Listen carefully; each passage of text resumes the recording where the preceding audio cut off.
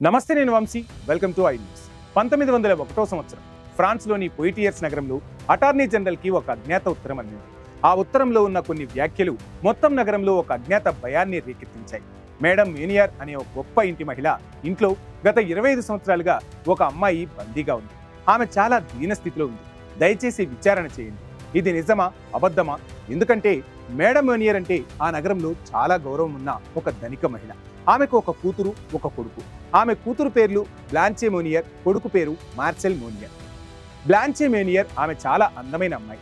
ఆమె కోసం ఎందరో ధనవంతుల పిల్లలు ఎదురు చూసేవారు. కానీ బ్లాంచే ఒక సాధారణ కుటుంబానికి చెందిన లాయర్ను ప్రేమించింది. ఆమె తల్లి మేడం మేనియర్కు ఇది నచ్చలేదు. ఆ లాయర్ ధనవంతుడు కాకపోవడం, బ్లాంచే కంటే వయసులో పెద్దవాడు కావడం వల్ల ఆమె పెళ్లికి ఒప్పుకోలేదు. కానీ బ్లాంచే మాత్రం నా పెళ్లంటూ జరిగితే అతడితోనే అని తెగేసి చెప్పేసింది. 1878 మార్చి 1 బ్లాంచేకు 26 ఏళ్లు నిండిన రోజది. చివరిసారిగా తన కూతురికి నచ్చజెప్పడానికి ప్రయత్నించింది ఆ తల్లి.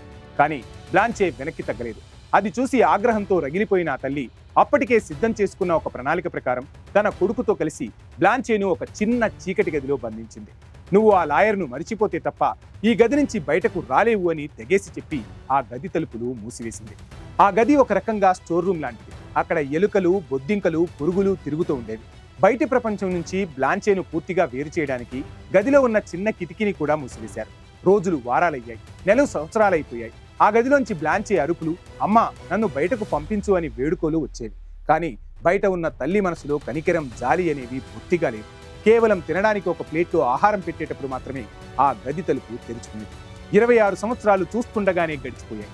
1901 మే 23వ తేదీ ఆ అజ్ఞాత ఉత్తరం అటార్నీ జనరల్కు అందింది. నగరంలో ఒక గౌరవనీయమైన కుటుంబం, వారింట్లో విచారణకు వెళ్లడానికి పోలీసులు మొదట సంశయించారు. కానీ ఒక పోలీస్ ఆఫీసర్ తాను చిన్నతనంలో బ్లాంచే మోనియర్ను చూశానని, కొన్ని సంవత్సరాలుగా ఆమె కనిపించడం లేదని చెప్పడంతో సెర్చ్ వారెంట్ తీసుకుని వెళ్లారు. పోలీసులు మేడం మేనియర్ ఇంటికి చేరుకున్నారు. ఇంటిని మొత్తం వెతకసాగారు.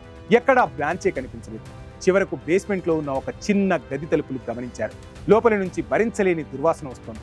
తలుపులు బద్దలు కొట్టి లోపలకు వెళ్ళగానే పోలీసులు భయంతో వెనక్కి వచ్చేశారు. ఆ గదిలో బెడ్ మీద నగ్నంగా అస్థిపంజరంలా ఉన్న ఒక మహిళ, బ్లాంచే మోనియర్.